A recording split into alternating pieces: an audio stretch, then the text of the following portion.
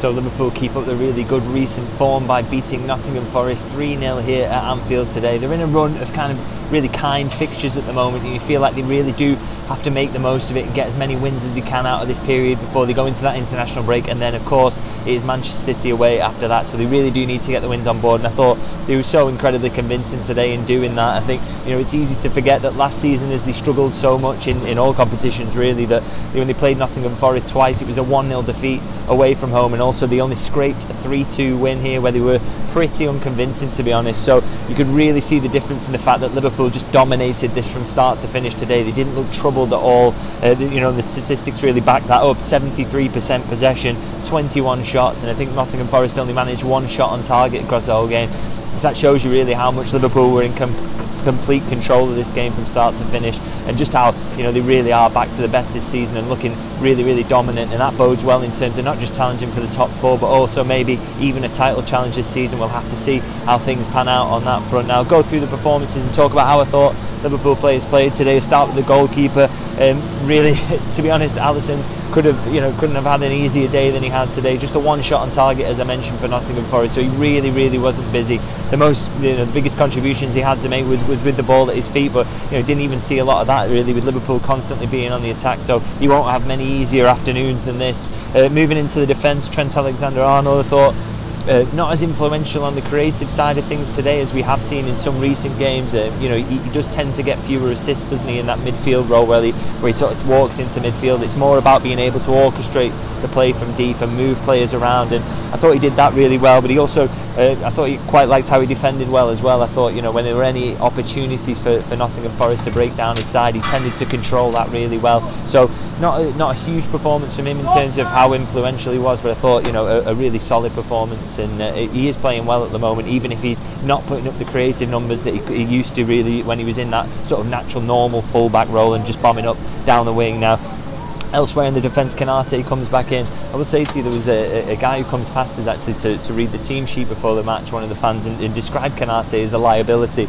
and it kind of makes me laugh really when you see him perform like this. I'm not sure we're talking about the same player. I thought he's a Rolls Royce of a defender for me, and although he wasn't massively tested because, as I say, Liverpool was so dominant, he was really good in everything he did. I think he's got that pace whenever Nottingham Forest tried to get in behind, and he makes 4 clearances when they tried to go long as well. So I just thought a really calm and composed performance from him, and he has to be that first choice partner to Virgil van Dijk at the moment. Now, Van Dijk himself, again, another remarkable performance really. So Nottingham Forest didn't massively threaten, but the reason behind that was the fact that I thought Van Dijk played really well in sort of snuffing out any potential hope they would even have to get an attack going. I mean, you look at some of his numbers here, 7 aerials won, so whenever Nottingham Forest went long, he was just eating that up, and I really do think that Van Dijk is back to his best this season, and that's a big part of why Liverpool are defending really well, and the end today with a clean sheet, which, as I said, last season they conceded 3 goals across 2 games to Nottingham Forest, so the fact that Van Dijk is back to his best is a big influence on why Liverpool are defending much better, and I thought he really showed that even in a game where you just stamped out any Nottingham Forest threat that they might have, and I just thought he looked absolutely fantastic today, even in a game where you maybe would think that Van Dijk wouldn't be able to stand out. He really is up there as possibly the best defender in the world still for me. Now, elsewhere in the defence alongside him was Kostas Tsimikas at left back. We know he's standing in for Andy Robertson at the moment. Didn't think he had a fantastic game in the derby against Everton, but I thought he was very steady here today.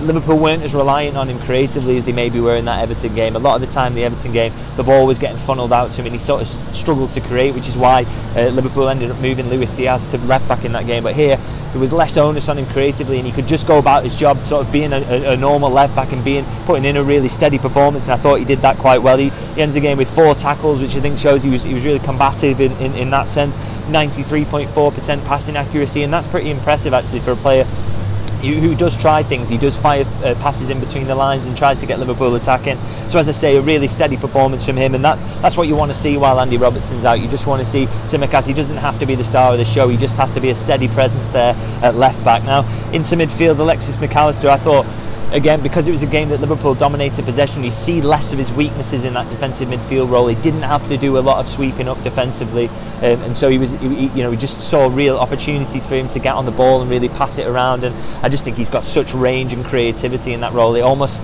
feels a shame that he isn't a little bit further up the pitch, but he's so good at orchestrating the play from that deep position, and I think a really good game from him today. He did actually pick up a yellow card, which means he's one away from a suspension now, so that's a little bit of a worry for Liverpool going forward. They won't want him to get that ahead of that, obviously, that trip to Manchester City that's coming up, so maybe he picks up a clever yellow card in the game in the next couple of games or in the next game, to ensure he gets that suspension out of the way. We'll have to see how that one plays out. Alongside him in midfield, Dominic Szoboszlai, I mean, I'm just getting so used to his performances now and just how good he is. Again, 4 key passes today. That shows you how creative he is. I think he's, one of the reasons that it was mentioned about Trent Alexander-Arnold maybe not being at his creative best, I think that's because a lot of the time, and the whole team does this, they defer to Szoboszlai in terms of taking up that creativity, and I think we saw that again today. He just he really does take the ball in all positions. He wants to be the one who's the main creative threat, and the fact he leads Liverpool for key passes, I think, shows that he not only takes on that responsibility, but he actually makes the most of it. He really is a threat, not just with his shooting, but also his passing as well. So I thought just brilliant again. They've described him as the creative heartbeat, I think, many times on these games. And I think another game here today where you saw why how he lives up to that tag, really. Alongside him, Ryan Gravenberch, maybe not as dominant as we've seen from him in the Europa League games. I think sometimes in those games, because you're up against opposition who maybe aren't quite Premier League level, he can really show what he's about and be really dominant in those games. He's not quite able to show that in the Premier League, but don't get me wrong, I thought a really steady performance from him. We still see those flashes of dribbles, a control in tight areas. He gets a shot off that forces Turner into a save, so he's got that threat as well. So I just think Liverpool look really deep in midfield at the moment in terms of their options, and that is night and day really to where they were last season in terms of how much they struggled in that central area. So Gravenberch, really steady performance. And I think Jurgen Klopp, when Curtis Jones comes back, this is the final game of his Premier League suspension. There's a really difficult decision to be made there, because I thought Curtis Jones was fantastic this season, but Ryan Gravenberch has come in, seized his opportunity, and I think it's going to be very hard to take him out the team with the way he's playing at the moment. Another solid performance today. Now into the forward line, Mohamed Salah, he's just ridiculous, isn't he? I mean, he gets his goal, he's just incredibly creative. He plays a role, in fact, in the goal that Núñez scores. He slips a ball perfectly weighted in behind for Szoboszlai to put it on Núñez's toe, and actually he's involved in the first goal as well, in setting up Núñez for a shot that ends up with Jota scoring the opening goal, and then of course gets his goal. I mean, it's a little bit fortunate the way he gets it, a defensive mix-up, but he's always there to capitalise on moments like that. And the fact that he is such a goal threat, that's partly in the defender and the keeper's mind, as they have that mix-up because they're so scared of Mohamed Salah getting the ball and having a shot at goal, because he's so dangerous. I mean, he's on to 10 for the season now. I remember someone tweeting me not too long ago suggesting that Liverpool should have taken the money and that Mohamed Salah is shown signs of decline recently. Well, I have not seen that at all. He is an absolutely world-class footballer, operating at the peak of his powers still, and he gets another goal today to just show that. What a football. I'm so glad Liverpool kept hold of him rather than giving in to the bids from Saudi Arabia. Now, elsewhere in the front line, Darwin Núñez, he makes the first goal with a shot on target that forces Turner into a save, and Jota cleans up to score, and then he scores a really good goal himself. He gets into the position where you want him, picking up the scraps. Szoboszlai fires in a great ball, and he's just there for a tap-in from really close range. But you want to see him keep getting those types of goals, as well as like the spectacular ones he gets away to Newcastle. You want to see him getting those finishes from almost 2 yards out. I just think his play in terms of general build-up as well has come on so much recently, and again, I think it's really going to be a struggle to get him out of the team at the moment. Liverpool have got so many options in that centre-forward position, but I think at the moment Darwin Núñez is playing unbelievably well, and he absolutely deserves to be the starting centre-forward for Liverpool. He's playing almost at a world-class level for me, and I really do hope he can keep it up as the season progresses. Now, alongside him on that left wing, Diogo Jota comes in, he scores again, and Liverpool, as we know, never lose when Diogo Jota scores. I think they're on 30 odd games now where he scored, and Liverpool they've never been beaten in that time. So he's just such a goal threat. He's creative. I think one of the things you maybe criticise him about sometimes is he can be a bit clumsy in build-up play. But I think even today he looked to threaten that, and he was slipping players in and looked really creative. So it just testament to the real goal threat that Liverpool have, and the attacking options they have at the moment when everybody's fit is just ridiculous, and a big part of the reason why they could mount a title challenge really this season. If all those players stay fit and available, then Liverpool have probably got the best goal threat in the league really in terms of options off the bench whenever they, depending on who's starting as well. So that for me is just a huge bonus, and Jota just proves that again by coming in today. For Luis Diaz, obviously we know why he missed out in the game today, but not a bad option to bring Jota on there. Now a few subs came on, but the one who stood out for me and the one I want to talk about the most is Cody Gakpo. Talking about Liverpool's attacking options there, and I thought Gakpo when he came on was just a masterclass. It was pure Cody Gakpo really in terms of his performance, his ability to take the ball in tight areas and fend off players. He's so strong on the ball, really does remind you of Firmino in that regard, and he uses the ball so well. Again, very similar to Firmino, but he's also got that goal threat as well. I thought a really bright substitute performance from him.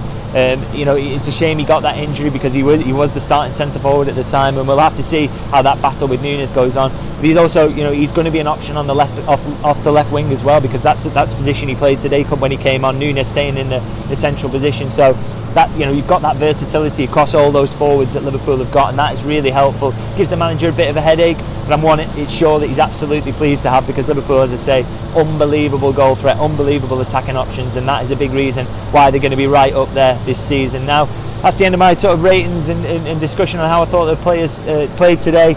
Please do let me know, who was your man of the match, who stood out for you today, how do you think Liverpool are doing so far this season? Can they mount a title challenge? Do you think, as I said there, the options they've got going forward could maybe put them in a title chase, never mind a challenge for the top four? Let me know what you think in the comments. Please do, as ever, like and subscribe as well, so you can keep track of all the games coming forward. So many more games to come for the next international break, so much more to keep track of. So as I say, do like and subscribe and you can keep track of it, and I'll see you very soon.